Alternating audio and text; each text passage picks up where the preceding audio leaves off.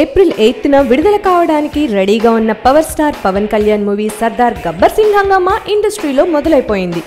Advance bookings కూడా start చేసేయడంతో అభిమానులు టికెట్లను బుక్ చేసేసుకుంటున్నారు. అయితే ఈ డేట్ను అందుకోవడానికి సర్దార్ యూనిట్ చాలానే కష్టపడింది. సర్దార్ గబ్బర్ సింగ్ కోసం రత్నపూర్ సెట్ను హైదరాబాద్లోనే వేశారు. 4-5 ఎకరాల ప్లేస్లో వేసిన ఈ సెట్లో పవన్ కోసం ప్రత్యేకంగా క్యారవాన్ ఉంది. అయితే పవర్ స్టార్ అసలు ఈ క్యారవాన్ను యూజ్ చేసిందే లేదంటున్నారు. పోలీస్ స్టేషన్ సెట్కు ఎదురుగా ఉన్న సెలూన్లోనే పవన్ రిలాక్స్ అయ్యేవాడట.